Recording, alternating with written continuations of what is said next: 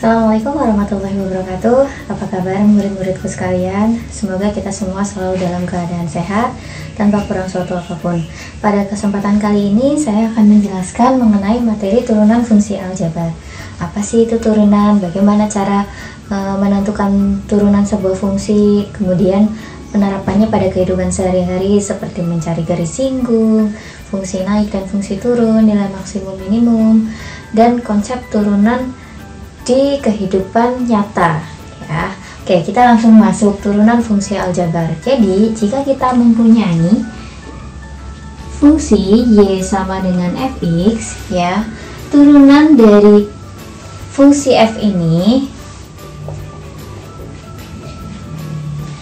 dilambangkan dengan y aksen atau f aksen x, atau bisa juga dengan lambang dy per dx ya. Jadi semua lambang ini merupakan lambang turunan. Ingat ya, ini menggunakan lambang aksen.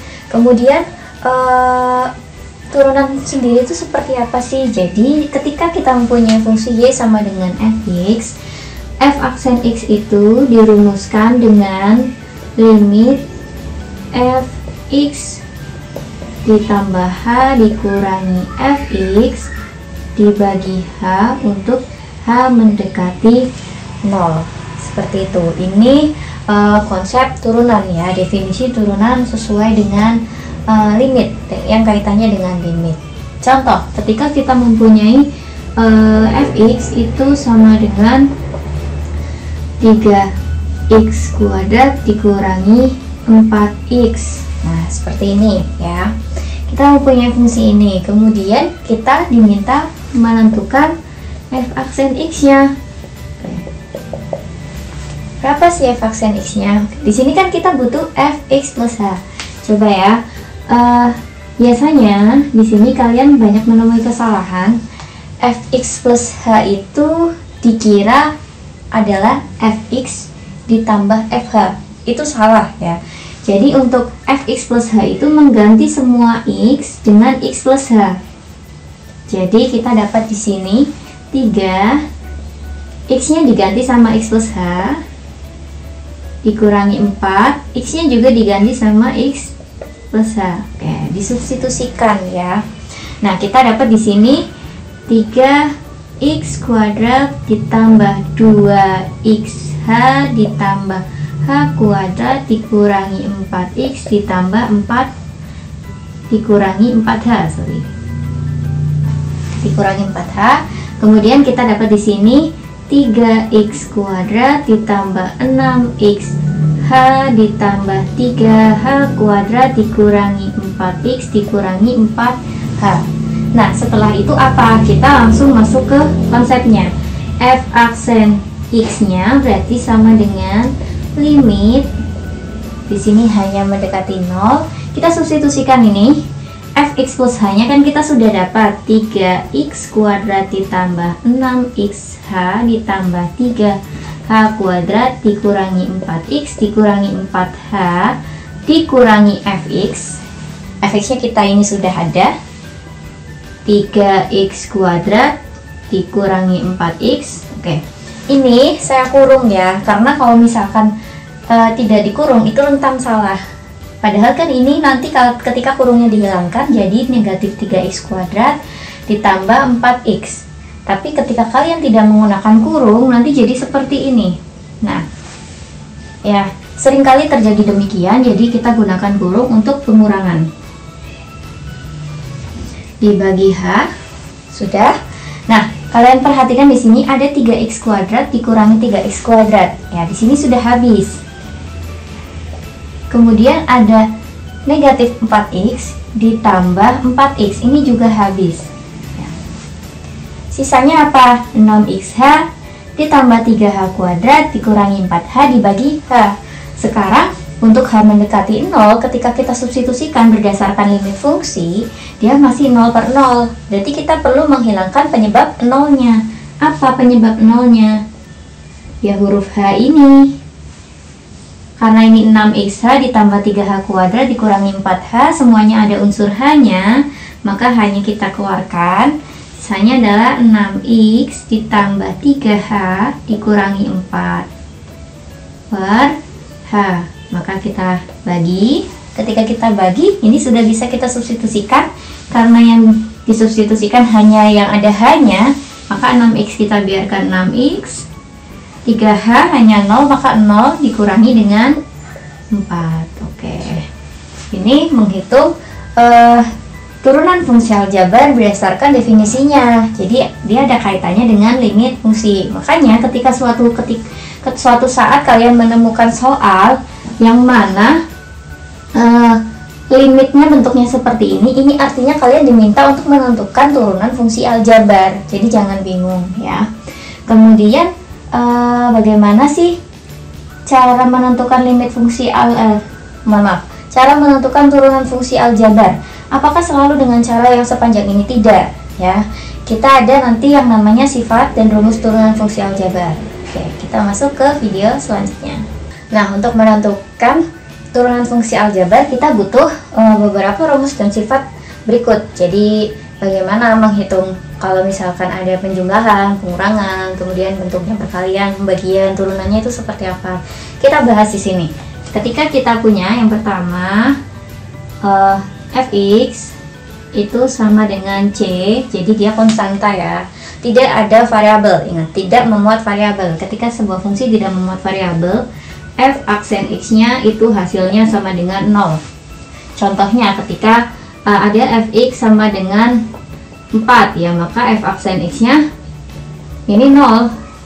Kemudian ada fx sama dengan negatif 5 ya, berarti f aksen x-nya juga 0. Intinya tidak memuat sebuah variabel. Kemudian yang kedua, ketika ada fx sama dengan ax ya, jadi ada koefisien dan variabel. Dilihat ini variabelnya adalah pangkat 1 ya, variabelnya pangkat 1, x-nya pangkat 1, maka f aksen x-nya ini sisakan koefisien yaitu a. Contohnya ketika ada fx sama dengan 4x, maka f aksen x-nya 4.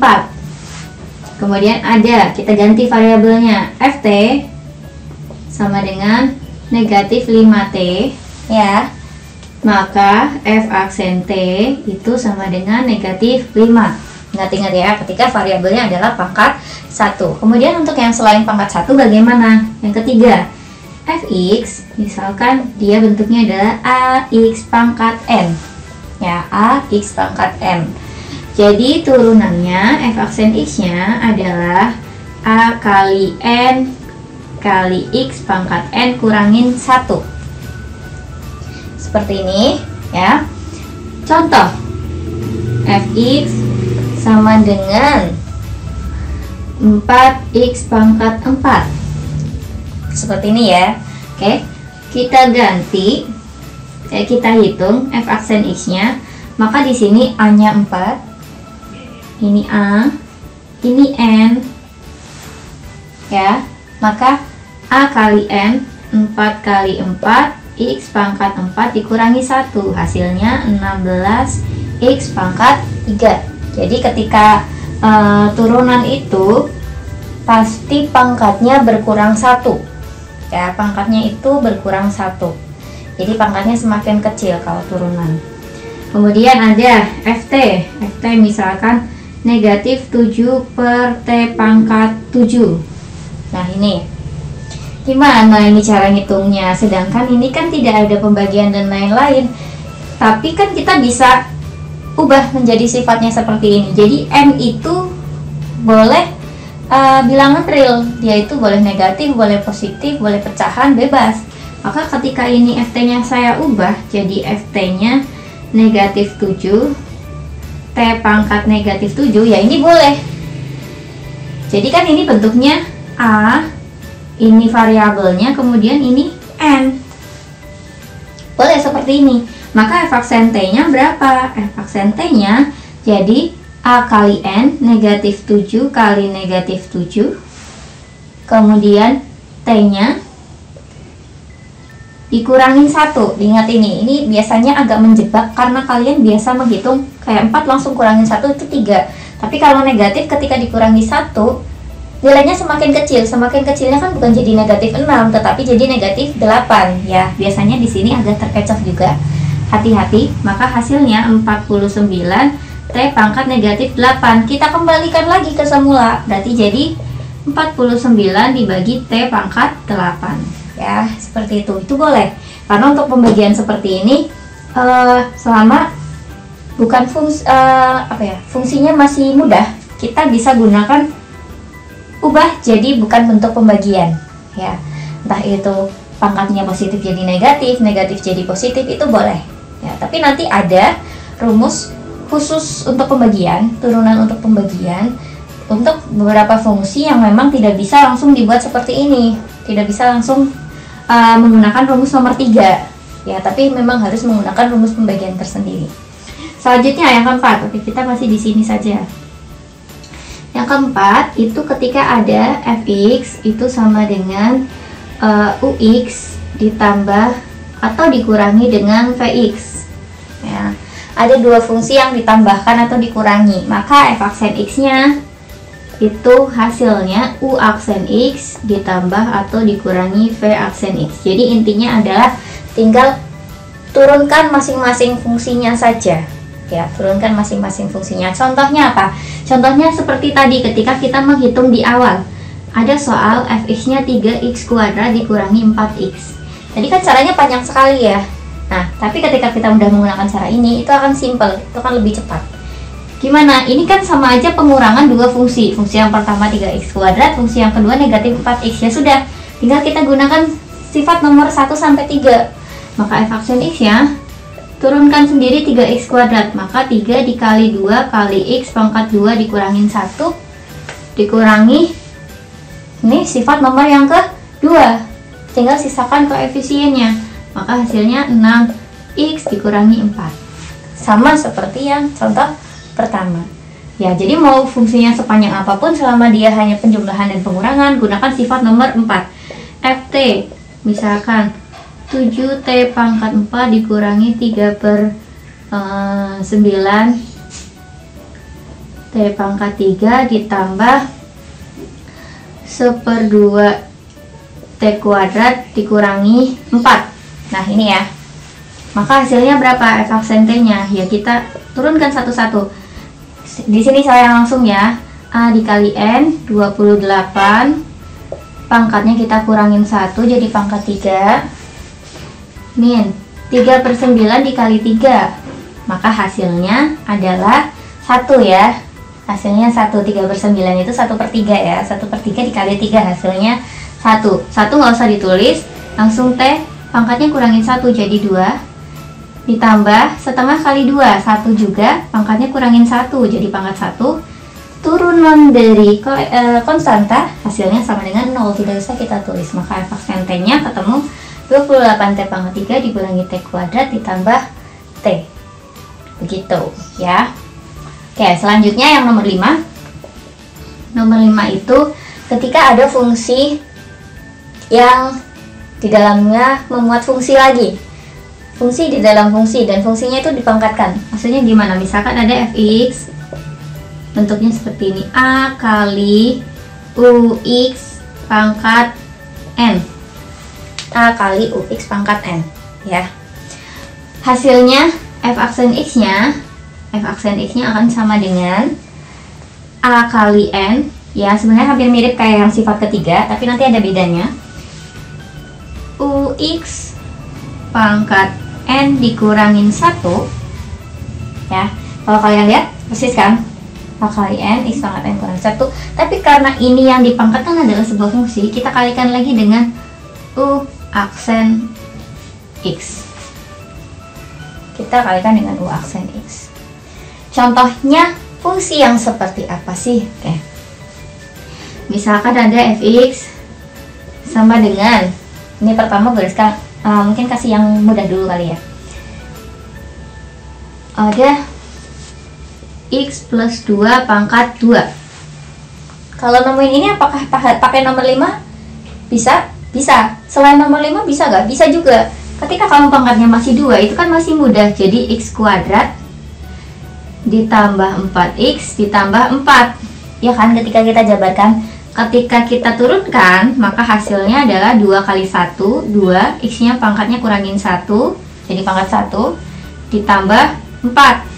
F-aksen x-nya kan jadi seperti ini. Tapi masa iya ketika perpangkatan kalian harus menghitung semuanya? Kalau pangkatnya 10 gimana? 3, 2x plus 5 pangkat 8 deh. Apa kalian mau menjabarkan pangkat 8 ini? Kan tidak. Nah, kita bisa gunakan sifat yang nomor 5 ini. Sifat yang nomor 5 ini berarti ada A kali N, F aksen X-nya. A kali N, 3 kali 8, 24. Kemudian U tetap ditulis. Ini kan yang di dalam kurung ini U ya. U kita tulis. Maka 2X plus 5 pangkatnya dikurangi dengan 1. 8 kurangi 1 hasilnya 7 dikali dengan U aksen. Ya, ini U nya ya, ini U nya, maka di sini nih, ini U nya. 2x tambah 5, U aksen kan turunannya U, berarti 2x tambah 5 diturunkan. Turunannya 2x berapa? Berdasarkan sifat nomor 2, turunannya itu 2, kita kurang aja. Turunannya 5 berapa? Turunannya 5, 0, berarti turunan UX nya, U aksen X nya ya, itu 2. Maka hasil akhirnya adalah 24 kali 2, 48, 2x tambah 5 pangkat 7. Gitu ya, ketika kalian menemui sebuah soal yang pangkatnya rumit, tidak bisa kita jabarkan. Masih di sifat nomor 5, saya akan mencontohkan lagi. Misalkan ada FA itu sama dengan 2 akar 3x kuadrat kurangi 4x plus 1 pangkat 5. Kayak gini deh. Kalau enggak jangan pangkat 5, biarin gak ada pangkatnya. Gini ya. Ini mau diturunkan gimana bentuknya akar? Jadi semua turunan kita fokusnya adalah berbentuk pangkat. Jadi ketika kalian menemui yang berbentuknya akar, kalian harus ubah jadi bentuk pangkat. Maka kita ubah jadi, oh kok ini X ininya A ya, sorry, A semua ya. Maka di sini FA nya kita dapat 2. Ketika ini diubah jadi bentuk pangkat, berarti 3A kuadrat dikurangi 4A tambah 1. Ini pangkat 1, ini artinya di sini 2, berarti 1/2, pangkat setengah. Sudah? Ya, kita kan berarti dapat di sini. Ini fungsi U-nya. Kalau kalian bingung, hitung aja dulu U aksennya. U aksennya berapa? Maka 3 dikali 2, 6. Pangkatnya kurangin 1, 6A. Kurangi, ini pangkatnya 1, berarti tinggal sisakan koefisien. Turunannya 1 berarti 0. Nah, kita udah dapat U aksennya. Kan tadi caranya, kalau kita mau menghitung F aksen A, maka A dikali N, ya, A dikali N, 2 dikali setengah U pangkat setengah dikurangi 1, pangkatnya kita kurangi 1, dikali U aksen, 6A dikurangi 4. Sudah ya, kita dapat ini bisa dikalikan, hasilnya 1 ya, hasilnya 1. Kali dulu sama yang belakang aja, kali sama yang belakang, berarti kan 6A-4 tetap kan. Nah, pangkatnya ini kita kurangkan 1, setengah dikurangin 1 berapa? Ya, negatif setengah. Negatif setengah. Nah, ketika kalian menemui soal bentuk akar, biasanya hasil akhirnya kita gunakan akar lagi, tidak boleh kita gunakan pangkat. Nanti di pilihan jawaban biasanya tidak ada. Terus bagaimana caranya? Kita kembalikan lagi biar pangkatnya berubah jadi positif dulu, baru bisa kita akar. Maka hasilnya berapa? 6A-4 per, pangkatnya kita jadikan positif, kan tinggal diper.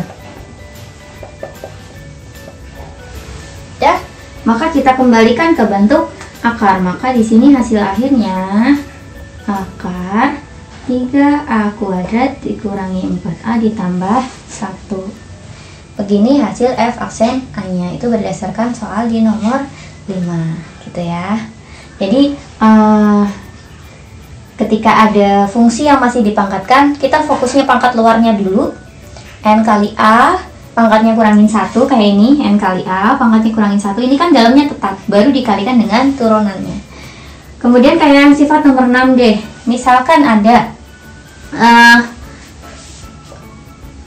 sebenarnya konsepnya sama kayak nomor 5 ya, G, H, X, ini fungsi komposisi kan, ya sama, sifatnya sama kayak ini, maka di sini f aksen X-nya kita dapat dari yang paling luar dulu, itu kan fungsi G, jadi G aksen HX dikalikan dengan yang dalamnya H aksen X gitu.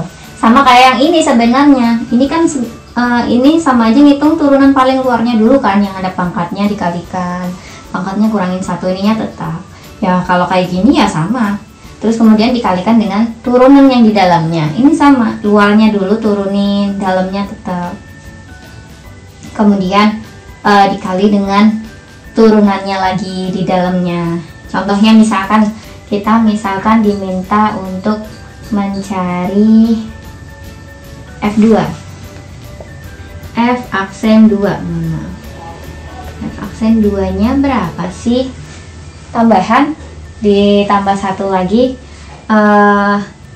diketahui G aksen 3 nya itu hasilnya sama dengan misalkan 4 ya. Gimana cara ngitungnya? Ya kita fokus dulu, pertanyaannya apa? Pertanyaannya F aksen 2, kita cari F aksen X nya pakai rumus ini. Ini kan G, ini kan HX ya, berarti kita sama aja ngitung G aksen ini dikali H aksen. Nah, sebelum masuk ke sini mungkin kita hitung HX nya dulu deh, H aksen X nya. Kalau HX nya akan 2X plus 5, maka H aksen X nya berapa? Biar kalian gak bingung, HX nya kita ubah jadi bentuk pangkat, 2X tambah 5 dipangkatkan setengah, misalkan gini ya. Ketika kita pangkatkan setengah, maka H aksen X nya jadi 1 kali setengah 2X tambah 5, pangkatnya dikurangi 1, setengah kurangi 1 negatif setengah, dikali, nah ini kan kalau yang kayak gini HX nya berarti kayak sifat nomor 5 tadi ya, kayak sifat nomor 5, jangan lupa dikalikan dengan turunan yang di dalamnya. Berapa turunan yang di dalamnya? 2X tambah 5 turunannya 2, maka setengah kali 2 1, kita kembalikan lagi, berarti bentuknya 1 per 2X plus 5 pangkat setengah, biar pangkatnya positif, maka hasilnya 1 per akar 2X plus 5. Nah, H aksen X nya kita udah ketemu. Kita hitung F aksen X nya. F aksen X nya berdasarkan rumus ini, maka hasilnya G aksen HX, maka dalamnya tetap nih G aksen HX dikali H aksen X.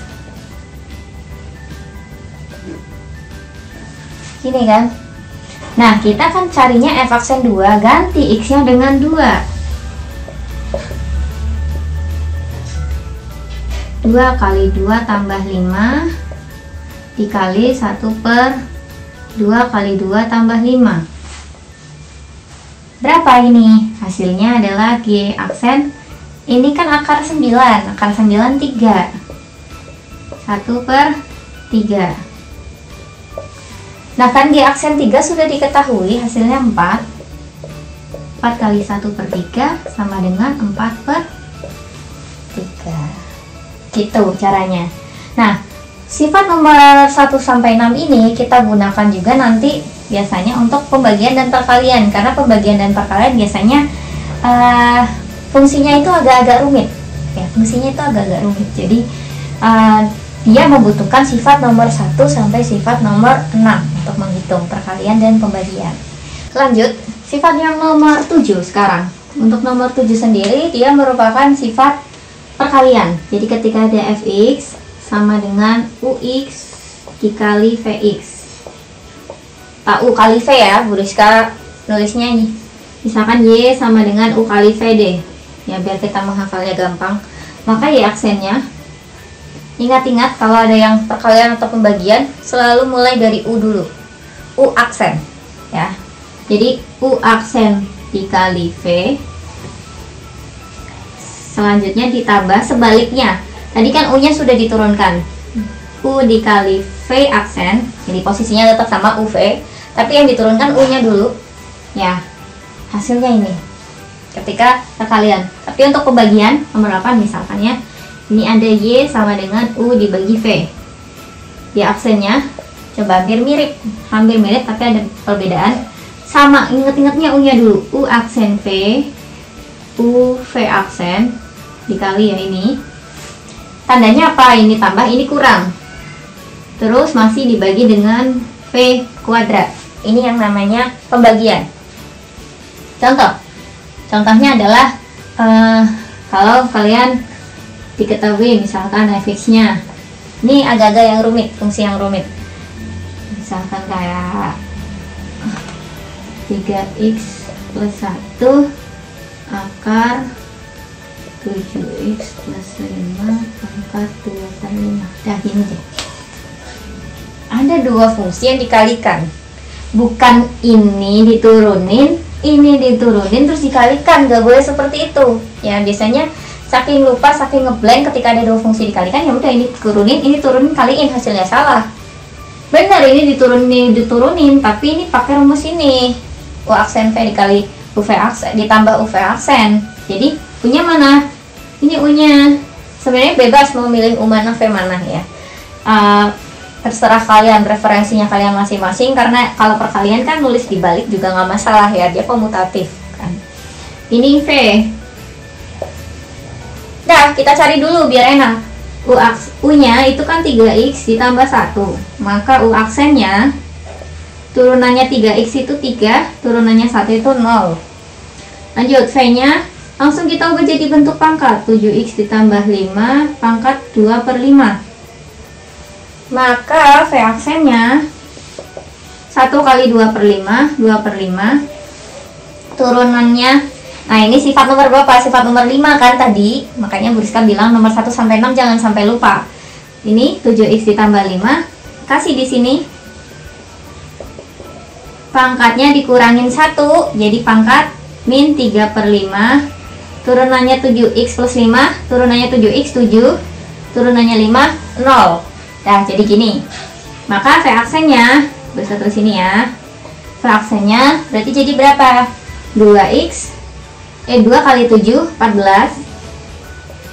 Biar pangkatnya positif, ditaruh di bawah kan. 5 akar. Kalau biar kalian nggak bingung, kita bentuk pangkat dulu. Pangkat 3 per 5. Sudah? Kalau sudah, baru dijadikan ini 14 per 5 akar 7x plus 5 pangkat 3 per 5 di sini. Baru kita masuk ke dalam ini rumusnya. Maka F aksen X-nya U aksen, U-nya ini U aksen dikali V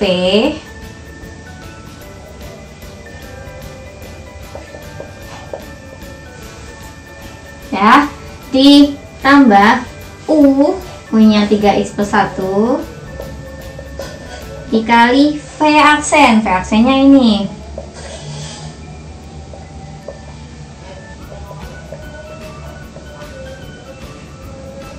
Nah, terus ini ngitungnya gimana Bu? Kita samain aja penyebutnya. Biasanya kalau sampai sini belum ada, belum bisa ya, belum ada hasilnya. Kita samain jadi 5 akar 7x plus 5 pangkat 3 pangkat 3. Kemudian ini baru sekali garis saja ya, nanti kita sambung di sebelahnya.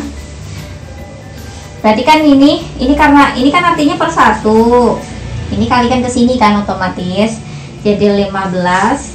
Dilihat pangkat 2 per 3, ini pangkat 3 per 5. Kalau dikalikan jadi pangkat 1 ya, jadi akarnya hilang. Terus karena ini tetap penyebutnya, maka kita kalikan aja.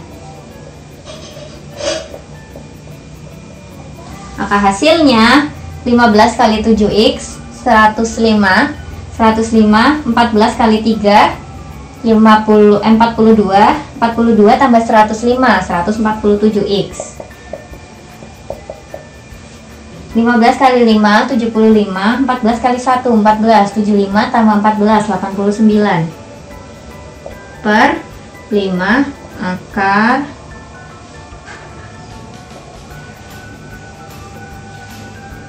7x ditambah 5 pangkat 3 per 5. Hasil akhirnya seperti ini. Oke, selanjutnya kita masuk ke contoh yang pembagian. Contoh yang pembagian itu misalkan ada fx sama dengan 4x plus 2 dibagi sama akar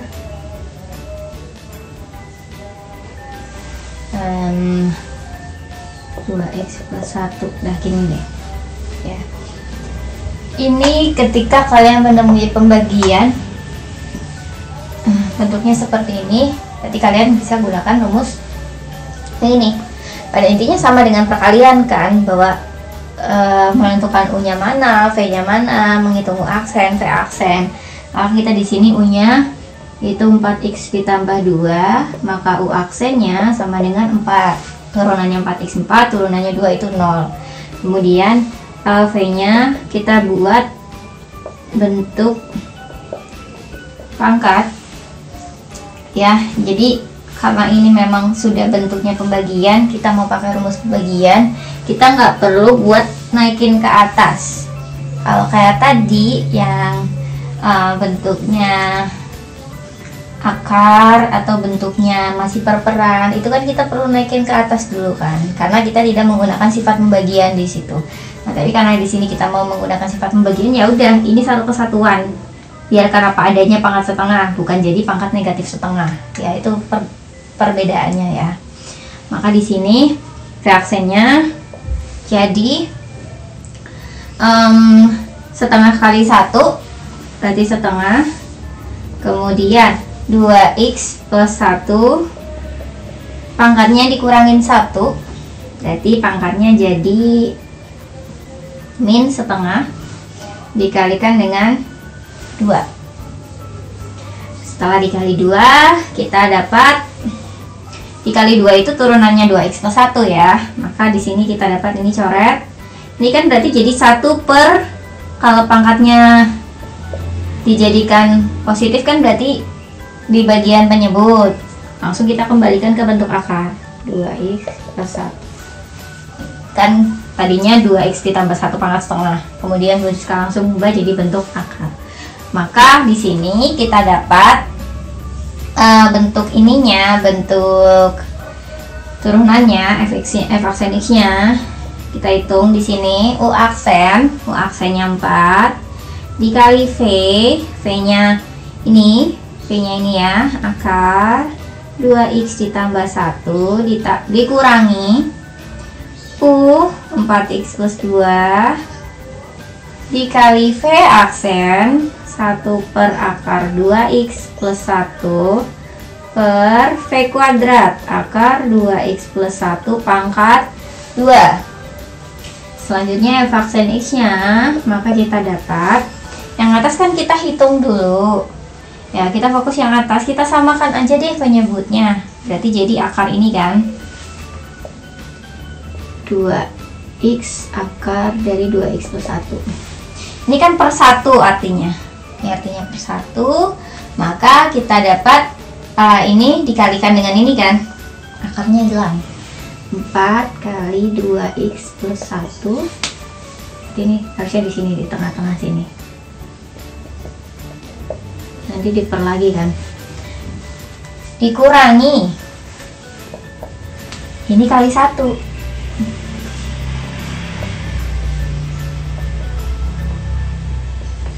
per ini dikali, berarti kan nggak ada akarnya hilang. Gini.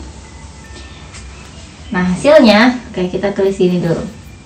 Biar kalian nggak bingung, ini kan pecahan dibagi sama ini, berarti kan sama aja. Kita ngitung yang ini dulu nih, 8x plus 1 plus 4 dikurangi 4x dikurangi 2 per akar 2x plus 1 dibagi 2x plus 1, kan artinya gini, maka hasilnya 8.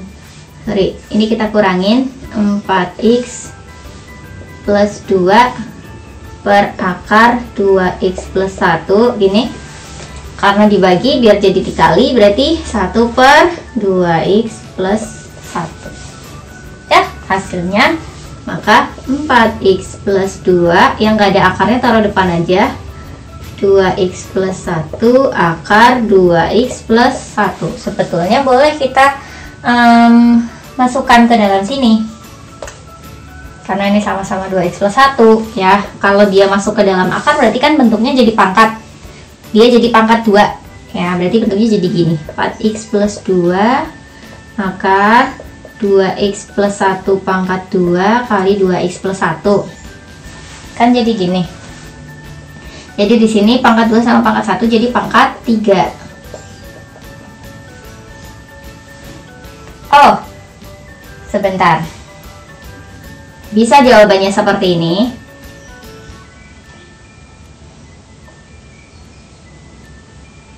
Ya, ini bisa. Tapi kalau ternyata kalian menemukan jawaban yang berbeda lagi, itu juga masih ada. Barangkali di pilihan ganda kalian tidak menemukan hasil yang ini, ada jawaban lain. Kalian perhatikan di sini ada 4x plus 2. Kalau 2-nya kita keluarkan, ini kan sama aja 2x plus 1. Ya, kita bagi. Maka 2 per akar 2x plus 1. Ini jawaban akhirnya. Itu juga boleh. Ya. Jadi tergantung yang dibutuhkan apa. Kalau ini kebetulan kita bisa bagi. 4x plus 2 itu merupakan 2 kalinya 2x plus 1. Jadi ada kaitannya. Tapi kalau yang ini, kalau selain soal seperti ini, misalkan nggak bisa dibagi, ya udah dibiarin. Hitung kayak tadi. Ininya jadi pangkat 3 di dalamnya. Itu boleh. Ya, jadi berdasarkan kasus masing-masing. Ya, masuk ke materi selanjutnya yaitu persamaan garis singgung dan garis normal. Oke, di sini masih menggunakan konsep turunan ya. Kalau dulu kan kita pernah belajar pas SMP persamaan garis singgung itu yang menggunakan rumus y min y1 sama dengan m kali x dikurangi x min x1 ya. Ya, sama. Kita gunakan itu juga di sini. Akan tetapi bagaimana cara mencari gradiennya? Nah, itu yang menggunakan konsep turunan. Jadi misalkan ada sebuah grafik fungsi y sama dengan fx, di mana diketahui titik singgungnya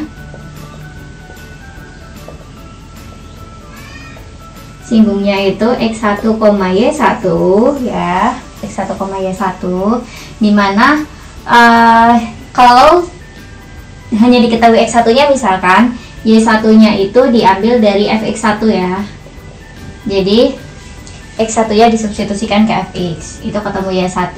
Nah, kemudian dan gradiennya itu dicari dari m nya itu sama dengan y aksen atau f aksen x1 ya. Jadi m nya itu kita dapat dengan mensubstitusikan x1 ke dalam turunan. Ingat-ingat, x1 ke dalam turunan. Kalau disubstitusikan ke dalam turunan, dia dapatnya m. Kalau disubstitusikan ke dalam fungsi aslinya, dia dapatnya y1. Nah, jadi dari sini persamaan garis singgungnya itu tinggal y dikurangi y1 sama dengan m dikali x dikurangi x1. Nah, kemudian ada yang namanya garis normal. Garis normal itu apa? Garis normal itu tegak lurus dengan garis singgung. Garis normal itu tegak lurus dengan garis singgung. Maka persamaannya tinggal negatif 1 per m. Perbedaannya ini. Karena kalau di atas saling tegak lurus, gradiennya ketika dikalikan hasilnya negatif 1. Maka di garis normal ini sebenarnya sama caranya dengan mencari garis singgung, tetapi tinggal diganti gradiennya, yaitu negatif 1 per m. Itu yang namanya persamaan garis normal. Logikanya gini, misalkan ada grafik nih, ini fx, ini PGS, ya, ini PGS, ya, ini titik singgung kan, ini x1, y1. Nah, garis normalnya yang mana? Garis normalnya itu tegak lurus di titik singgung. Ya, ini garis normal. Dia harus tegak lurus dengan garis singgung. Logikanya adalah seperti ini. Contoh, misalkan ada fx x kuadrat min 2x min 8 untuk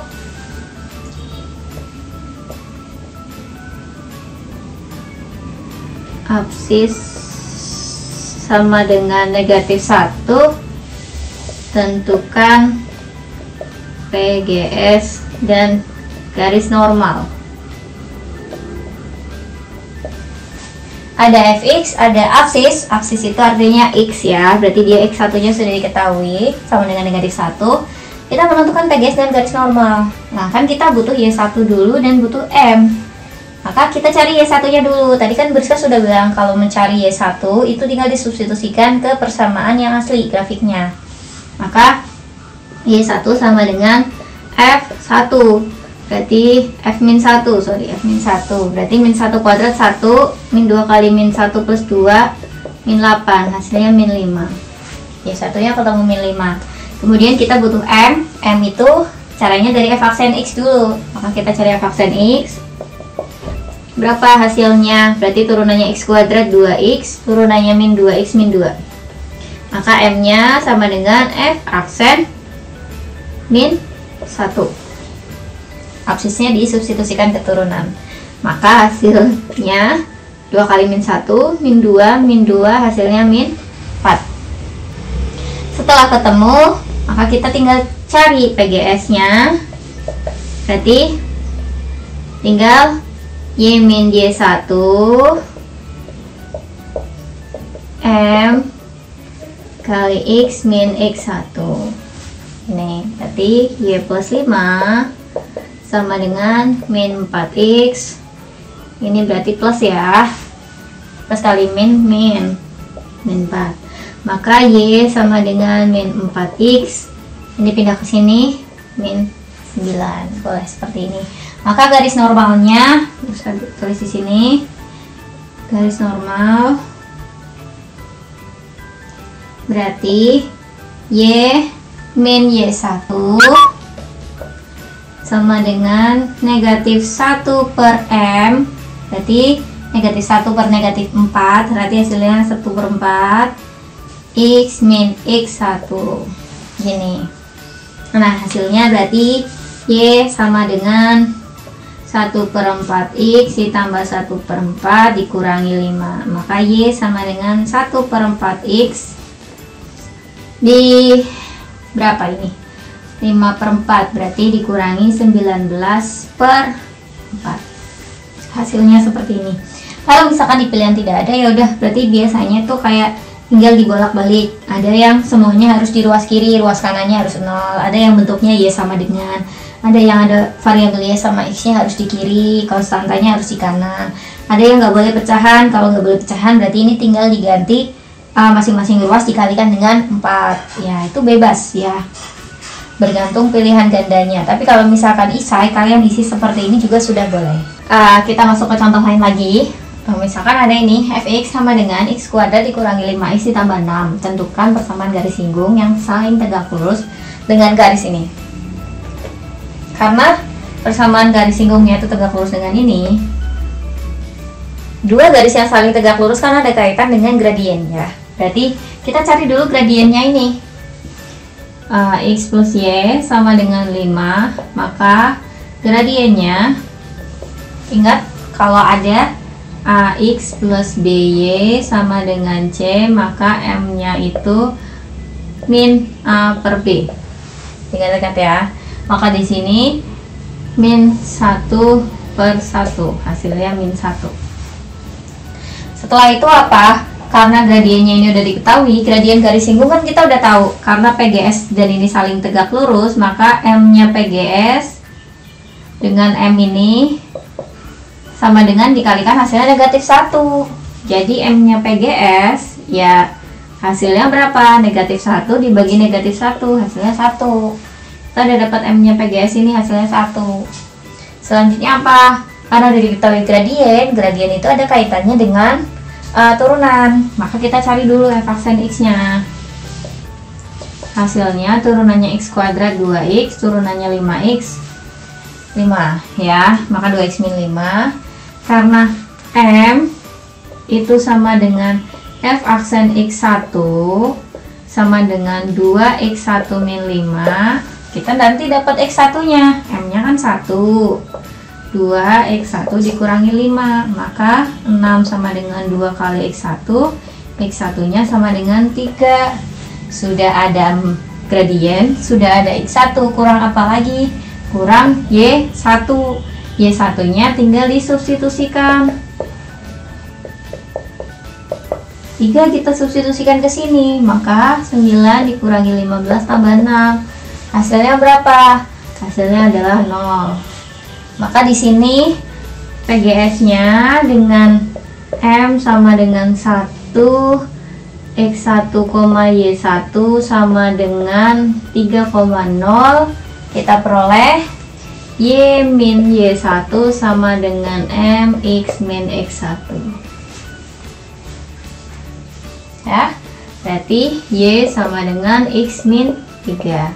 Atau min X plus Y sama dengan min 3, atau kita kalikan negatif 1, maka X min Y sama dengan 3.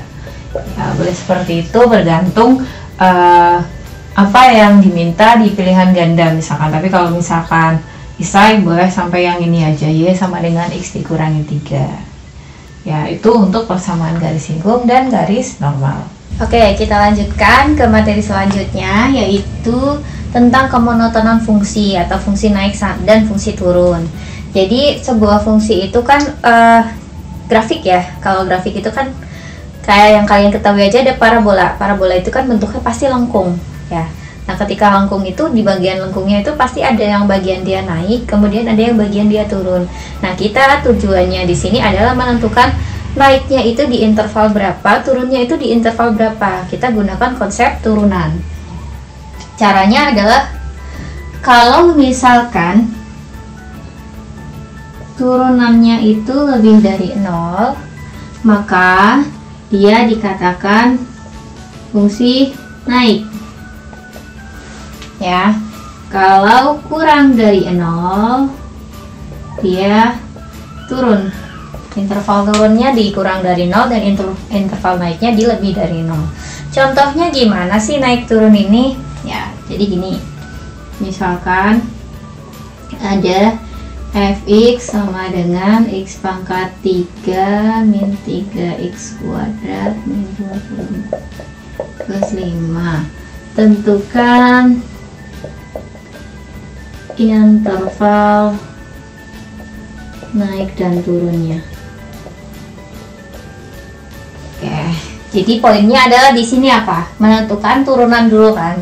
Nanti baru kita cari mana yang lebih dari 0 atau positif, mana daerah negatif. Jadi poinnya adalah seperti itu. Berarti kita cari pakai sama dengan dulu nggak masalah. Maka di sini kita cari f aksen x sama dengan 0. Berapa di sini? Berarti 3x kuadrat dikurangi 6x. Turunannya ini, kemudian turunannya min 24x, berarti min 24, turunannya 5 itu 0. Kemudian apa? Kita cari dulu. Kita bagi 3, berarti x kuadrat min 2x min 8 sama dengan 0.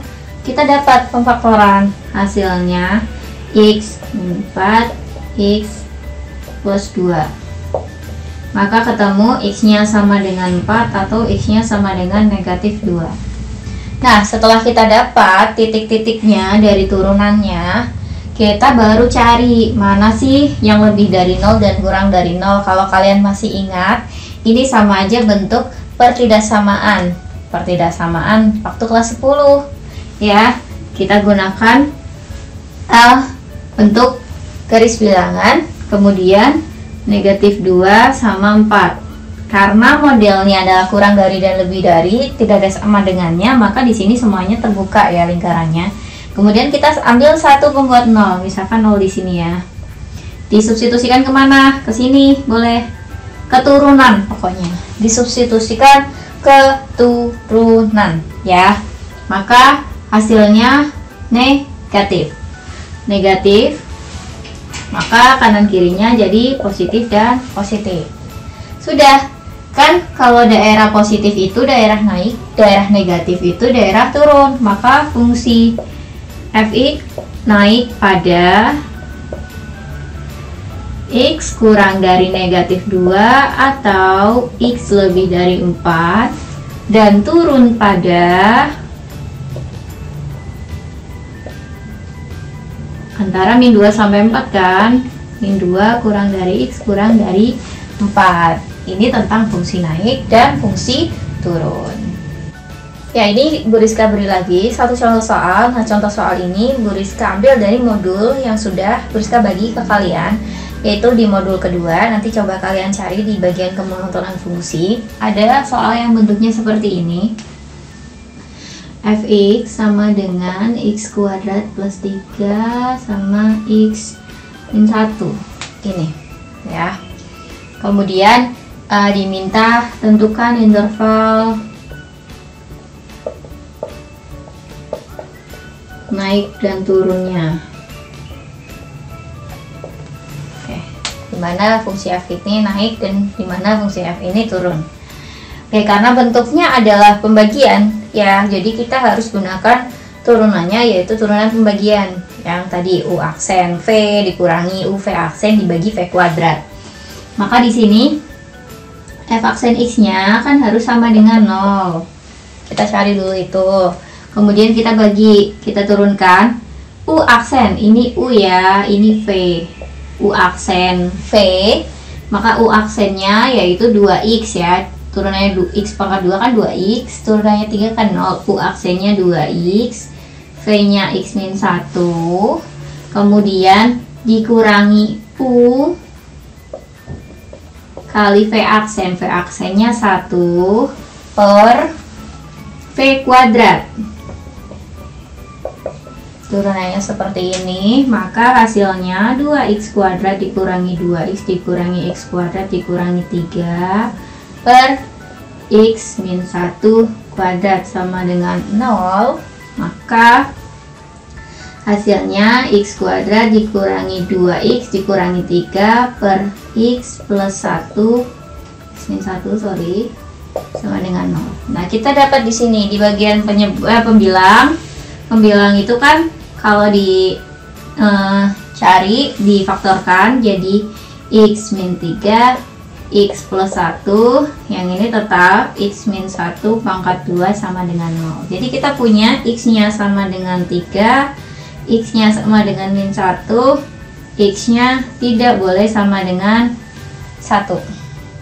Kenapa ini tidak boleh sama dengan sendiri? Karena kan kalau dipenyebutkan tidak boleh sama dengan 0, x min 1 tidak boleh sama dengan 0. Maka x sebenarnya tidak boleh sama dengan 1, gitu ya. Nah, selanjutnya apa sih? Selanjutnya kita tentukan daerahnya. Berarti kan paling kecil itu negatif 1 sama 3. Nah, ini yang jadi permasalahan. Kalau tadi ketika kita ngambil 0 nih, 0, kemudian dicek positif atau negatif. Misalnya positif. Ini kita ambil 0 deh, misalkan di sini 0 ya. Kita substitusikan keturunan. Keturunannya yaitu ini. Yang udah dihitung semua. Ya, yang sebelum difaktorkan. Di bagian turunan ini kita substitusikan 0, maka di sini di atas negatif, di bawah positif. Negatif bagi positif kan negatif. Biasanya kita langsung kan positif, negatif, positif. Nggak bisa seperti itu untuk kasus ini. Ini salah. Kenapa bisa demikian? Kalian harus perhatikan di sini ada yang pangkatnya 2. Jadi kan sebenarnya ini x tidak sama dengan 1, x tidak sama dengan 1. Itu kan 2 kali ya. Jadi di bagian satu ini, kalau bisa kalian harus cek di bagian kanan dan bagian kirinya satu. Karena seringkali kalau yang bentuknya kuadrat biasanya ini lambangnya sama. Kalau di bagian kirinya satu negatif, maka di bagian kanan satu juga negatif. Biasanya seperti itu. Jadi harus betul-betul kita cek. Ngeceknya di bagian yang itu aja deh, yang pangkatnya lebih dari satu. Kayak ini pangkatnya 2, kan berarti di bagian satu ini kan. Kanan dan kirinya dicek. Atau kalau misalkan yang pangkatnya 2 ternyata yang atas nih, yang x-3 pangkat 2. Berarti di bagian kanan dan kirinya 3 kita cek. Ya, kita cek lagi misalkan ini 2 kita substitusikan ke sini. 4 dikurangi 4, 0 kurangi 3, berarti min 3. 2 kurangi 1 pangkat 2, 1, berarti min 3 bagi 1, min 3, hasilnya min juga dari sini ya. Nah, setelah kalian ngecek yang ininya kembar, yang pangkatnya lebih dari 1, baru setelah itu boleh kalian selang-seling. Berarti habis min ya pasti plus, ini plus gitu ya. Itu makanya di kasus yang di modul ini agak berbeda penentuan daerah positif atau negatif. Maka di sini fx naik pada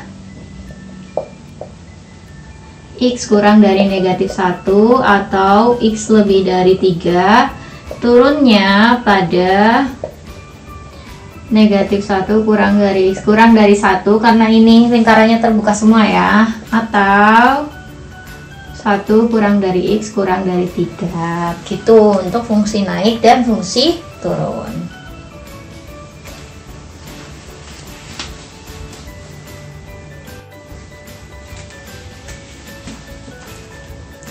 Nah, bahasan selanjutnya itu ada tentang nilai dan titik stasioner. Di sini juga akan kita bahas mengenai nilai maksimum dan minimum fungsi. Sebenarnya ini masih ada kaitannya dengan fungsi naik dan fungsi turun tadi, karena ketika kita mencari fungsi naik dan fungsi turun, yang tadi turunan f aksen x-nya sama dengan 0, itu sama saja kita mencari titik stasioner. Jadi stasioner itu tercapai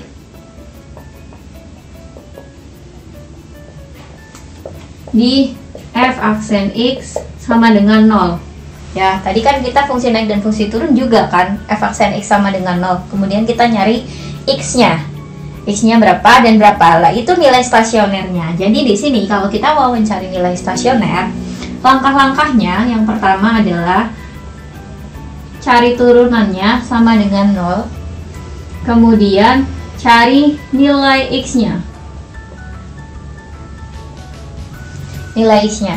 Misalkan ketemu x1-nya sama dengan A, x2-nya sama dengan B.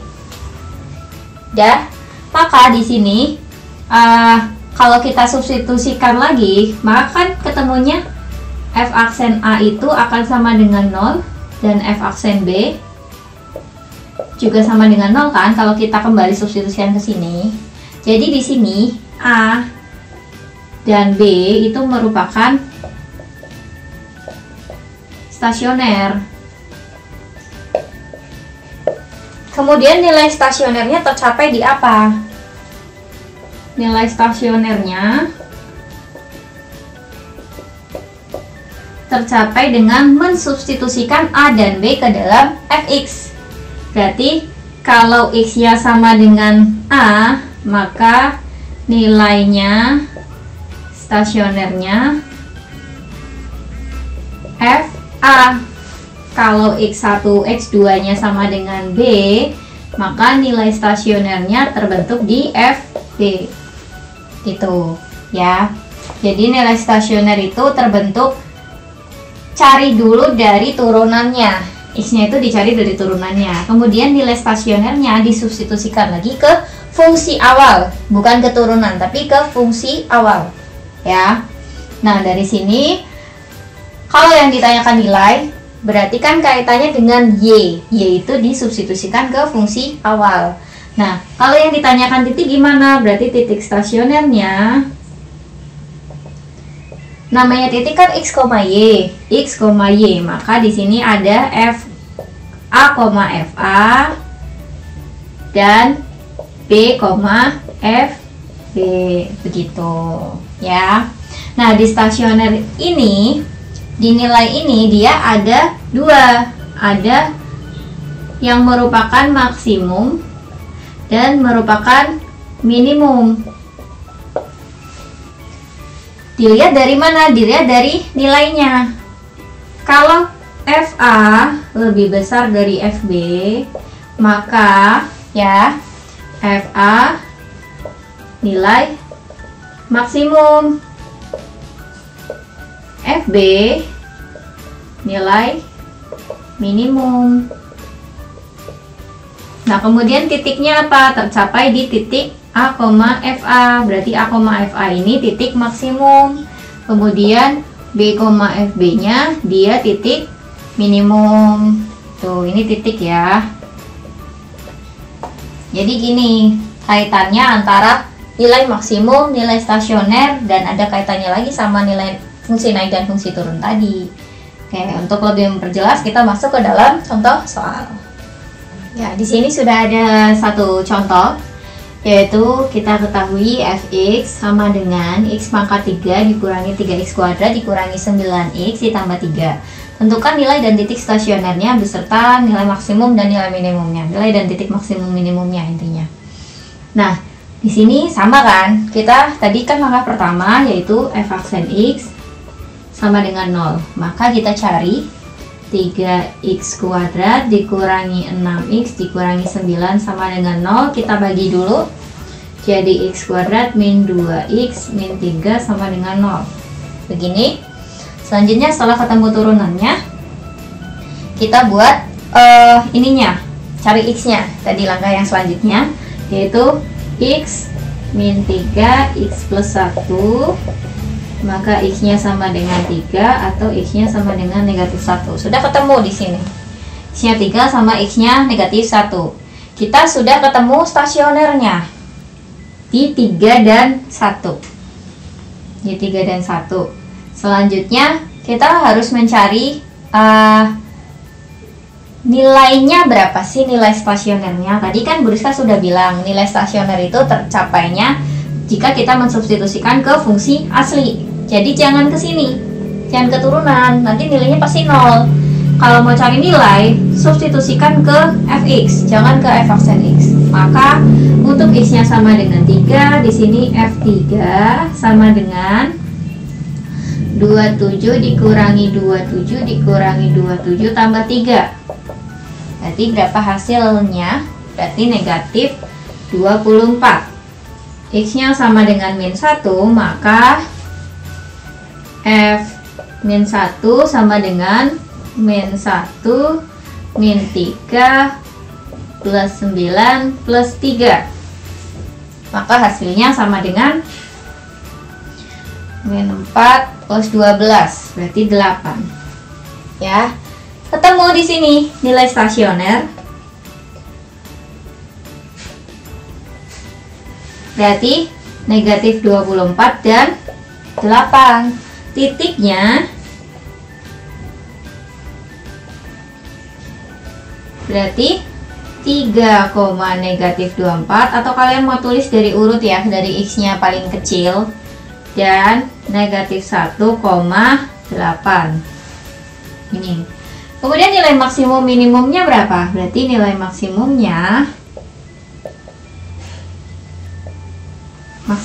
berarti berapa? Antara min 24 sama 8. Bandingkan. Yang paling besar 8. Tercapai di min 1,8. Nilai minimumnya berarti negatif 24 tercapai di 3, negatif 24. Ya, jadi seperti ini. Terus Bu, kaitannya dengan nilai fungsi naik dan fungsi turun apa sih? Kemudian gini, kalau misalkan kalian hanya diminta mencari nilai maksimumnya, apakah harus kita substitusikan dua-duanya? Kan apakah nggak ada cara lain yang lebih cepat? Tuh, kalau substitusikan dua-duanya terus kita bandingkan kan mungkin lama. Ya, sebenarnya dari sini, misalkan kita hanya diminta menentukan nilai maksimum nih. Kalian dari sini, setelah itu lakukan langkah yang persis dengan fungsi naik dan fungsi turun. Dari sini kita bikin garis bilangan, min 1 sama 3 ya. Kemudian kita cari daerah positif negatifnya. Ini 0, maka substitusikan ke sini hasilnya negatif, positif, negatif. Positif. Sudah. Setelah itu apa?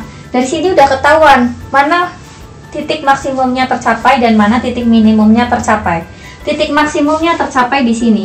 Ini maksimum. Ini minimum. Jadi kalau kalian diminta mencari nilai maksimum misalkan, ya sudah kalian tinggal mencari maksimumnya berarti di F-1. Cukup substitusikan X sama dengan min 1. X sama dengan 3 nya nggak usah disubstitusikan. Kalau mencari minimum ya sebaliknya, cukup mensubstitusikan F sama F3.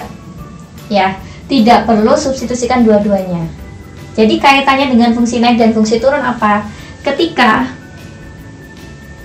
Ketika ini ada sebuah interval, yang pertama naik dulu, naik, turun, naik ya. Maka di sini ini tercapainya maksimum, ini minimum. Kalau sebaliknya, ini turun, ini naik, turun ya. Jadi kalau depannya plus dulu, dia pasti maksimum dulu. Kalau depannya min dulu, berarti dia minimum dulu. Ini minimum, ini maksimum. Berarti kalian nggak usah cari dua-duanya, nggak usah kayak gini cari dua-duanya, ketemu semua, baru dipisah. Oh mana yang maksimum, mana yang minimum, nggak usah. Dari sini kalian sudah bisa langsung dapat dari fungsi naik dan fungsi turun. Tuh. Kita lanjut ke contoh soal satu lagi. Mungkin kita gunakan konsep ini ya. Gunakan konsep ini untuk memperjelas. Nah, di sini sudah ada fx sama dengan 1/3 x pangkat 3 dikurangi 5/2 x kuadrat ditambah 6x ditambah 1. Nah, tentukan nilai dan titik minimumnya. Ini cuma salah satu ya. Nah, kita bisa pakai cara yang tadi, nggak perlu kita substitusikan keduanya. Yang penting kita cari f aksen x sama dengan 0. Maka di sini turunannya x kuadrat dikurangi 5x ditambah 6 sama dengan 0. Dan bingung ya, 1/3 kali 3 itu 1, 5/2 kali 2 itu min 5. Oke. Nah, kita dari sini ketemu x min 3, x min 2 sama dengan 0, x sama dengan 3, x sama dengan 2. Setelah itu apa? Kita sesuaikan dengan fungsi naik dan turun. 0-nya di kirinya 2, kita substitusikan ke sini, hasilnya plus, min, plus. Karena plus dulu, maka ini maksimum dan ini minimum. Nah, yang dicari kan hanya minimum, berarti kita cari F3 untuk X sama dengan 3, maka F3 3-nya berapa? Sama dengan, kita di bawahnya aja deh mungkin, F3 sama dengan 1/3 kali 27, 5/2 kali 9 ditambah 6 kali 3 ditambah 1. Sudah. Setelah itu kita cari ini 9, 45/2, 18, 1. Oke. Berarti ini 9, 18, 1. 9 tambah 19. Maka hasilnya 28. 28 biar kita samakan 2, berarti ini 56 per min 45/2. Kita kurangkan hasilnya, maka 11/2. Udah, 11/2, maka kita dapat nilai minimumnya sama dengan 11/2 tercapai di titik 3,11/2. Nah, itu cuma salah satu aja cukup, nggak usah dua-duanya. Kalau dua-duanya kan itu makan waktu. Misalkan nih kalian ternyata, aduh aku ragu, ya udah coba deh substitusikan lagi. Benar nggak sih yang di sini yang maksimum? Kita cari ya F2. Kita buktikan deh F2. 1/3 kali 8, 5/2 kali 4, 6 kali 2 tambah 1. 8/3 ini 10. Ini berapa? 62.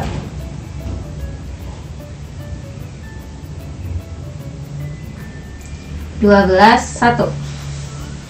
Nah, 8/3, 10, 12, 1. Maka di sini kita dapat ini min 10, ini plus 13. Berarti 8/3 tambah 3. Berapa hasilnya? Berarti 8/3 tambah 3 itu per 3, 9, 8, 17. 17/3. 17/3 itu kira-kira 5,6 sekian. Iya kan? 5,67, 5,666666. Sedangkan 11/2 itu sama dengan 5,5. Sudah terbukti bahwa ini yang maksimum, ini yang minimum. Ya, jadi teori ini bisa kita gunakan. Kalau awalnya positif, pasti ini maksimum dulu. Kalau awalnya negatif, pasti minimum dulu. Nah, di sini sudah ada dua contoh. Yang pertama ini ada kaitannya dengan fisika, yang kedua ini kaitannya dengan maksimum minimum ya. Oke, kita dapat di sini. Yang pertama itu ada fungsi jarak. Fungsi jarak ini ST sama dengan setengah T kuadrat ditambah 4T kurangi 10. Dengan ST-nya itu dalam kilometer dan T-nya itu dalam jam. Tentukan kecepatan pada T sama dengan 10. Jadi kita menentukan V pada saat T-nya sama dengan 10. Nah, kalau di konsep fisika sendiri urutannya itu kan ada SVA. Ya, yang mana ada jarak, kecepatan, percepatan. Nah, ini V itu dicari dari S aksen dan A itu dicari dari V aksen. Jadi turunan dari fungsi atasnya ya.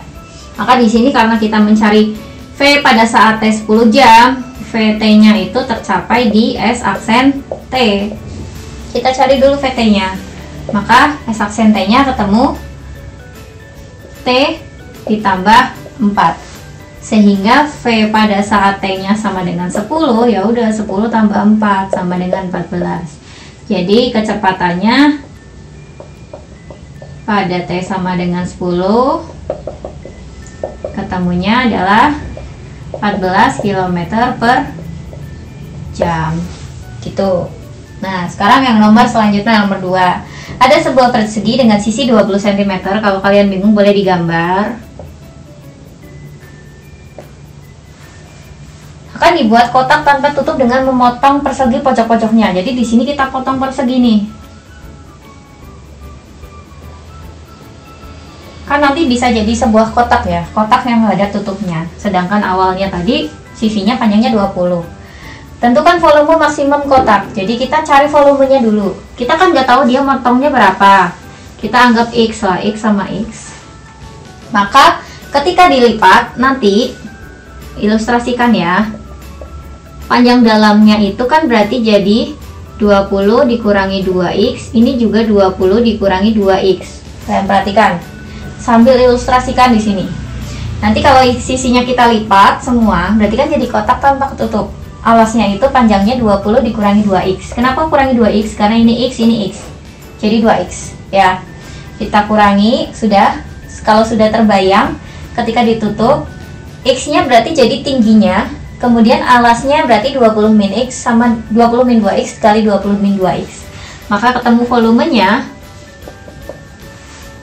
Alas itu luas alas panjang kali lebar, karena luas alasnya persegi, maka 20 min 2X kali 20 min 2X dikali dengan tingginya itu X. Udah ketemu, berarti sama dengan, kita ini aja hitung, 400 dikurangi, kalau susah di sini ya, Px 400 min 20 kali 2X kali 2 berarti 80X plus 4X kuadrat dikali X. Maka hasilnya 4X pangkat 3 dikurangi 400X dikurangi ini dulu 80 nya, kok 400 nya langsung ya, kurangi 80X kuadrat ditambah 400X. Dah, karena sudah ketemu seperti ini, ada kalimat maksimum. Jadi tercapai apabila turunannya sama dengan 0 ya. Kita turunkan, berarti jadi 12x kuadrat dikurangi 160x ditambah 400. Hasilnya sama dengan 0. Kita ini dulu, kita cari. Bisa dibagi 4 ya, ini ya. Oke, bisa dibagi 4. Setelah dibagi 4, berarti hasilnya 3x kuadrat 40x 100.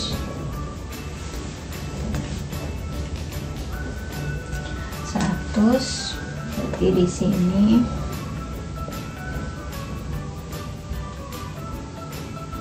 ketemunya 3x min 40 3x min 10 x min 10. Dah. Ya, ketika dikalikan hasilnya akan ini, maka ketemunya x nya yang pertama 10/3, x nya yang kedua 10. Nah, kalian perhatikan di sini, perhatikan ya, ketika kalian masukkan x nya 10/3, berarti kan 2x nya itu 20/3. 20/3 itu 20 dikurangi 20/3 kan masih ada sisanya. Tapi kalau kalian masukkan x nya 10, 20 min 2x, 20 min 20 kan 0. Ya, berarti ini tidak memenuhi. Ingat-ingat itu. Ketika kalian menemukan soal seperti ini, oh ternyata tidak memenuhi. Ya sudah, kita hitung yang memenuhi. Berarti otomatis volume maksimumnya yang ini. Jadi kalau ketemunya udah 1, pertanyaannya maksimum atau minimum, ya udah itu sudah mengikuti. Kecuali kalau dua-duanya bisa dihitung. Ini kan salah satunya tidak memenuhi. Kalau dua-duanya memenuhi, artinya kita cari mana maksimum, mana minimum. Bisa menggunakan konsep fungsi naik dan turun tadi. Tapi karena ini cuma salah satu, mau soalnya maksimum, mau soalnya minimum, itu sudah otomatis mengikuti. Ya, berarti di sini karena dicari volume maksimum, berarti kan nilainya. Ya, kecuali pertanyaannya volume maksimum tercapai jika x-nya sama dengan berapa. Berarti kalian cuma hitung sampai sini. Karena kita ditanyakan volume maksimumnya, kita masukin ke sini. Berarti kita cari V10/3. V10/3. Kalian boleh pakai ini atau pakai ini. Bebas, ya. Bebas. Nggak ada masalah dengan itu. Mau pakai yang manapun, bisa pakai yang atas ini. Berarti 20 dikurangi 20/3 pangkat 2 dibagi 10/3. Temunya maka 60 kurangi 20, 40/3 pangkat 2 dikali 10/3. Maka ketemunya per 27. Ini kan 9 ya. 1600 kali 10 berarti 16.000 per 27. Karena di sini dalam sentimeter, maka hasilnya ini sentimeter kubik. Begitu ya. Nah, tentang limit ini, tentang limit. Oke, tentang materi turunan fungsi aljabar semuanya sudah selesai, dari mulai menghitung turunannya bagaimana sampai penerapannya dalam kehidupan sehari-hari. Silakan dipelajari dan silakan kerjakan soal-soal untuk latihan, juga untuk persiapan PTS dari mulai materi limit hingga materi turunan. Sekian atas penjelasan saya pada kesempatan kali ini. Jangan lupa jaga kesehatan, jangan lupa tetap semangat belajar. Oke, terima kasih atas perhatiannya. Wassalamualaikum warahmatullahi wabarakatuh.